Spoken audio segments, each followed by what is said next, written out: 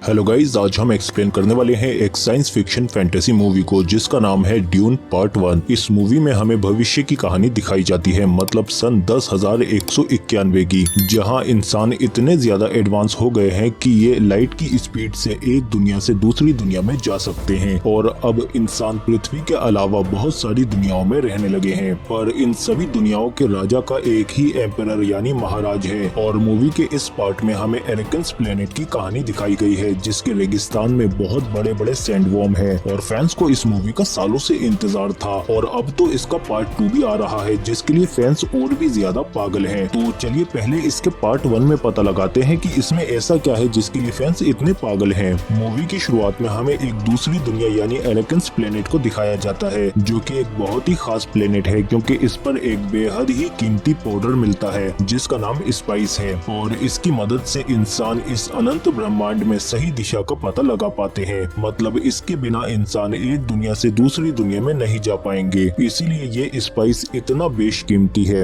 और जो लोग इसको खाते हैं उनमें भी कुछ अद्भुत शक्तियाँ आ जाती हैं और उनकी आंखें भी नीली हो जाती हैं। जो लोग इस प्लेनेट पर शुरू से रहते हैं इनकी आंखें नीली होती हैं क्योंकि ये इसी स्पाइस का इस्तेमाल करते हैं और इन्हें फ्रेमेन कहा जाता है और ये लोग सालों से इस स्पाइस को बचाने में लगे हुए हैं क्योंकि दूसरी दुनिया से आकर बेरोन के लोग इनकी दुनिया से स्पाइस को खोद खोद कर निकाल रहे हैं और इसे लूटकर अपनी दुनियाओं में ले जा रहे हैं और कुछ ही सालों में ये लोग महाराज से भी ज्यादा अमीर हो गए हैं। पर अचानक महाराज ने इन लोगों को वापस बुला लिया और फिर इसके कुछ टाइम बाद हम दूसरे प्लेनेट पर पॉल नाम के लड़के को देखते हैं जो कि राजा का बेटा है और इसकी माँ का नाम जेसिका है जिसके पास कुछ खास तरह की शक्तियाँ हैं जिनकी मदद से ये भविष्य की झलक देख सकती है और ये लोगों के दिमाग को कंट्रोल करके उनसे कुछ भी करवा सकती है। और जेसिका अपनी यही सारी शक्तियां अपने बेटे को भी सिखा रही है क्योंकि उसके बेटे में भी इसी तरह की कुछ शक्तियां हैं। इसी वजह से उसे भी भविष्य की कुछ झलकें दिखाई देती है जिस पर वो अपनी माँ को बताता है कि मुझे एक नीली आंखों वाली लड़की के सपने आते हैं। इसके बाद हम पॉल के पिता यानी राजा को देखते हैं जिनका नाम ड्यूक है और तभी इनके पास एम्परर यानी महाराज का संदेशा आता है क्योंकि महाराज कई सारी दुनियाओं के राजा हैं और सभी छोटे छोटे राजा इन्हीं के अंडर में आते हैं और पॉल के पिता भी उन्हीं छोटे राजाओं में से एक है। तभी महाराज का आदमी बताता है कि महाराज के आदेश के अनुसार आपको एरेकन्स के प्लेनेट से स्पाइस को खोदकर निकालना है यानी स्पाइस की माइनिंग करनी है। पर न चाहते हुए भी पॉल के पिता ड्यूक को स्पाइस की माइनिंग करनी होगी क्योंकि वो महाराज का आदेश नहीं टाल सकते। इसके बाद हम देखते हैं कि एक जहाज यहाँ पर आता है और उसमें से डंकन बाहर आता है क्योंकि ये अभी ही अपने मिशन से वापस आया है और ये पॉल के पिता का एक बहुत ही बहादुर सिपाही है और ये पॉल का भी अच्छा दोस्त है क्योंकि ये पॉल को लड़ना सिखाता है। पर तभी पॉल इसे बताता है कि मैंने सपने में देखा है कि तुम्हारी जल्दी ही मौत होने वाली है, पर डंकन इसकी बातों पर ध्यान नहीं देता। इसके बाद पॉल अपने पिता के पास आता है और इसके पिता इसे बताते हैं कि महाराज ने हमें एरेकन्स प्लेनेट से स्पाइस निकालने का आदेश दिया है, पर मैं जानता हूँ कि ये महाराज की एक चाल है क्योंकि वो चाहते हैं कि हम जब वहाँ जाकर स्पाइस निकालेंगे तो स्पाइस का कंट्रोल बेरोन के हाथ से हमारे हाथ में आ जाएगा और हम ज्यादा ताकतवर हो जाएंगे। पर फ्रेमेन हमें रोकने की कोशिश करेंगे क्योंकि वो इस स्पाइस की रक्षा करते हैं, पर हमें हर हाल में उन्हें अपने साथ मिलाना होगा। पर बेरोन ऐसा कभी नहीं होने देगा क्योंकि वो खुद भी स्पाइस की माइनिंग दोबारा से हासिल करना चाहता है और अब पॉल भी समझ जाता है कि उसे वहाँ जाकर खुद फ्रेमेन से दोस्ती करनी होगी ताकि जरूरत पड़ने पर वो हमारी मदद करें। इसके बाद पॉल जब ट्रेनिंग कर रहा होता है तो उसके पास ग्रेने एलेक आते हैं जो पॉल से कहते हैं कि आज तुम्हारी ट्रेनिंग मेरे साथ है और फिर पॉल अपने कवच को एक्टिवेट कर लेता है। ये एक ऐसी शील्ड है जो किसी भी तेज हमले को रोक सकती है। इसके बाद पॉल और ग्रेने एलेक आपस में लड़ने लगते हैं पर तभी ग्रेने कहते हैं कि एक धीमा वार इस कवच को भेज सकता है। इसके बाद ये दोनों आपस में फिर से लड़ने लगते हैं और फिर हमें पता चलता है कि राजकुमार पॉल भी कम नहीं है, वो ग्रेने को हरा देते हैं। पर ग्रेने कहते हैं कि जरा नीचे देखो, तुम भी मेरे साथ मर जाओगे। इसके बाद हम देखते हैं कि बेरोन का एक खास आदमी आकर बेरोन को बताता है कि स्पाइस की माइनिंग करने का आदेश ड्यूक को मिला है और फिर इधर हम देखते हैं कि पॉल की माँ से मिलने के लिए एक औरत आती है और वो पॉल को देखकर कहती है कि ये वही लड़का है जिसके बारे में भविष्यवाणी की गई थी,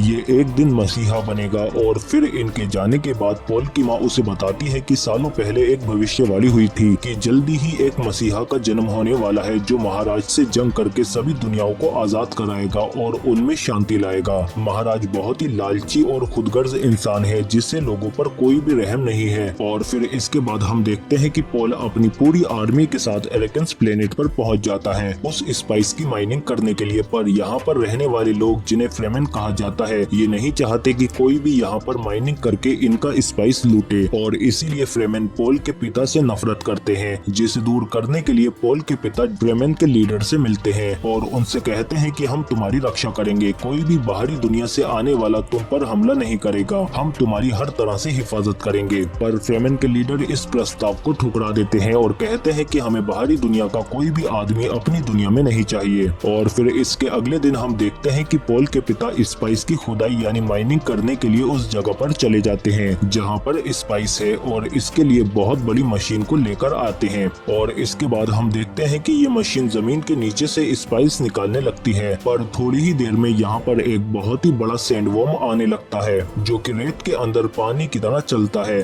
और फिर ये लोग मशीन को बचाने के लिए ड्रोन की मदद से उसे उठाने की कोशिश करते हैं। पर ड्रोन में खराबी होने की वजह से ये उसे नहीं उठा पाते। इसीलिए ड्यूक के पिता अपने लोगों को बचाने के लिए हेलीकॉप्टर नीचे ले आते हैं और पॉल भी उन्हें बचाने के लिए नीचे आ जाता है। पर पॉल को फिर से उसी लड़की का विजन आने लगता है, और फिर हम देखते हैं कि ये लोग अपने लोगों को तो बचा लेते हैं, पर वो सैंडवर्म इतना बड़ा होता है कि वो इनकी बड़ी सी मशीन को भी निगल जाता है। इसके बाद पॉल घर आकर अपनी माँ को बताता है कि मुझे बार बार उस लड़की का विजन दिखाई दे रहा है और मैंने फ्रीमैन के एक पवित्र चाकू को भी देखा है। तभी यहाँ पर एक डॉक्टर आता है जो पॉल और उसके पिता को देखता है कि कहीं इन्हें ज्यादा चोटें तो नहीं आई हैं, और फिर वो इन्हें नींद की दवाई देकर चला जाता है। पर तभी रात को ड्यूक के पिता को कुछ हलचल की आवाजें आती हैं, और जब वो बाहर उठकर देखते हैं तो वहाँ पर किसी ने उनकी साथी को मार दिया था। तभी पीछे से एक सुई ड्यूक को आकर लगती है जो धीरे धीरे उसके सुरक्षा कवच को भेदकर उसके शरीर में घुस जाती है, जो इसी डॉक्टर ने मारी थी क्योंकि वो ड्यूक के दुश्मन बेरोन से मिला हुआ है। और इधर ग्रेने एलेक देखते हैं कि इनकी आर्मी पर बेरोन की सेना ने अपनी पूरी ताकत से हमला कर दिया है और इनके सभी जहाजों को तबाह कर दिया है। पर इसके बावजूद भी ग्रेने हार नहीं मानती और वो अपनी पूरी ताकत से इन लोगों से लड़ते हैं, लेकिन अंदर भी बेरोन की सेना दोनों तरफ से ड्यूक की आर्मी को घेर लेती है और उन्हें मार देती है। और इधर डॉक्टर बताता है कि मेरी पत्नी को बेरोन ने बंदी बना रखा है, इसीलिए मेरे पास कोई और रास्ता नहीं है, पर मैं आपके साथ गद्दारी नहीं करूंगा, इसीलिए मैं आपको एक नकली दांत लगा दूंगा। इसमें एक जहरीली गैस है और जब बेरोन आपके पास आएंगे तो आप इस दांत को तोड़ देना, जिसकी जहरीली गैस से आपके साथ वो बेरोन भी मर जाएगा।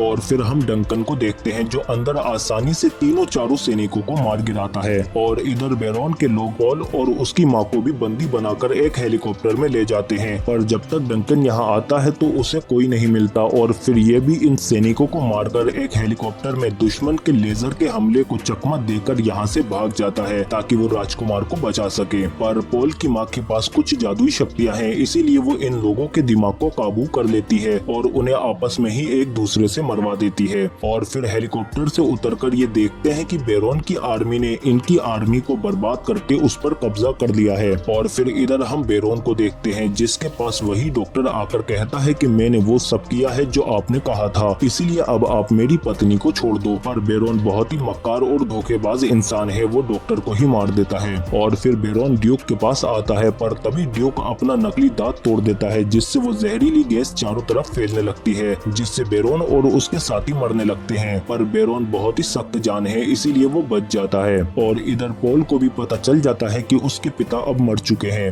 और फिर इसके बाद पॉल को फिर से उसी नीली आंखों वाली लड़की के सपने आने लगते हैं जिसमें पॉल उसके और उसके साथियों के साथ मिलकर महाराज से जंग कर रहा है। इससे पॉल समझ जाता है कि भविष्य में उसे महाराज से जंग करनी ही होगी, जिसके लिए इसे नीली आंखों वाली लड़की और उसके लोगों की मदद चाहिए होगी, यानी फ्रेमेन की। इसके बाद पॉल अपनी माँ के साथ जाने लगता है और फिर थोड़ी देर बाद इसे डंकन मिल जाता है और फिर वो पॉल को बताता है कि काइनेस अब हमारे साथ है, जो कि फ्रेमेन की लीडर में से एक है। और फिर डंकन और काइनेस जल्दी ही इन लोगों को एक सुरक्षित जगह पर ले आते हैं। और फिर काइनेस इन्हें बताती है कि जब इस प्लेनेट की खोज हुई थी तो इसे रहने लायक बनाया जा रहा था, पर उसी दौरान अचानक लोगों को यहाँ पर स्पाइस मिल गया। उन लोगों ने इस प्लेनेट को रहने लायक बनाने के काम को छोड़कर उस स्पाइस को निकालना शुरू कर दिया ताकि वो लोग इस स्पाइस को बेचकर ज्यादा से ज्यादा मुनाफा कमा सकें। जिस पर पॉल काइनेस को बताता है कि मेरे पिता हमेशा से फ्रेमेन के साथ रहना चाहते थे और अब अगर फ्रेमेन मेरा साथ दे तो मैं उनकी आर्मी बनाकर पहले बेरोन से लड़ूंगा और फिर उसके बाद जब मेरी आर्मी बहुत ज्यादा बड़ी हो जाएगी तो मैं महाराज के खिलाफ जंग छेड़ दूंगा, जिसे जीतने मरने के बाद हम आजाद हो जाएंगे। पर तभी यहाँ पर बेरोन के सिपाही आ जाते हैं और इन लोगों को ढूंढने लगते हैं। पॉल को बचाने के लिए डंकन अंदर जाकर दरवाजा बंद कर लेता है और फिर अकेला ही उन सबसे लड़ने लगता है। डंकन इन सब पर भारी पड़ रहा था, पर ये तादाद में बहुत ज्यादा थे और एक के बाद एक आते जा रहे थे। पॉल भी बाहर से दरवाजा खोलने की कोशिश करता है, पर अंदर लड़ते हुए आखिरकार डंकन भी जख्मी हो जाता है और पॉल की माँ उससे कहती है कि अब वो नहीं रहा। जिसके बाद बेरोन के आदमी लेजर से दरवाजा खोलने लगते हैं और पॉल और उसकी माँ फंस जाती है। पर तभी डंकन दोबारा से उठता है और वो इन सबको मारने लगता है, जिससे मौका मिलते ही पॉल और उसकी माँ को काइनेस खुफिया दरवाजे से भगा देती है और इधर डंकन भी लड़ते हुए मर जाता है और इस तरह पॉल का सपना भी सच हो जाता है। और इधर काइनेस पॉल और उसकी माँ को एक हेलीकॉप्टर में बिठाकर यहाँ से भगा देती है, पर बेरोन की आर्मी पीछे पीछे आ रही थी, इसीलिए काइनेस इन्हें रोकने के लिए रेत में एक डिवाइस लगा देती है, जिसके तेज वाइब्रेशन की वजह से वही बड़ा सा सैंडवर्म यहाँ पर आने लगता है और देखते ही देखते वो बेरोन के आदमियों को निगल जाता है। और इधर हम देखते हैं कि एक रेतीले तूफान की वजह से पॉल का हेलीकॉप्टर भी खराब होकर क्रैश हो जाता है। इसके बाद बेरोन का एक आदमी आकर उसे बताता है कि पॉल और उसकी माँ एक रेतीले तूफान की चपेट में आकर मर गयी, जिसे सुनकर बेरोन बहुत खुश होता है क्योंकि उसके सारे दुश्मन अब खत्म हो चुके हैं। और फिर बेरोन अपने आदमियों को आदेश देता है कि यहाँ पर जितने भी फ्रेमेन है सबको मार दो। और फिर इधर हम देखते हैं कि पॉल और उसकी माँ अभी भी जिंदा है और ये लोग रेगिस्तान में चलते चलते थक जाते हैं। तभी इनके पीछे वही विशालकाय सैंडवर्म आने लगता है, जिससे बचने के लिए ये लोग तेजी से भागते हैं और फिर एक चट्टान पर आ जाते हैं। लेकिन वो सैंडवर्म इनके सामने आकर खड़ा हो जाता है, जो कि बहुत ही बड़ा है। और फिर वो पॉल की तरफ देखता है और कुछ देर ऐसे ही रहता है और फिर बिना इन्हें नुकसान पहुंचाए यहाँ से चला जाता है। इसके बाद ये दोनों एक कबीले में आ जाते हैं और इस कबीले में वही नीली आंखों वाली लड़की होती है, जो कि बार बार पॉल के सपनों में दिखाई दे रही थी। और इस लड़की का नाम चेनी है, पर पॉल इसे नहीं बताता कि उसने इसे पहले सपनों में देखा है।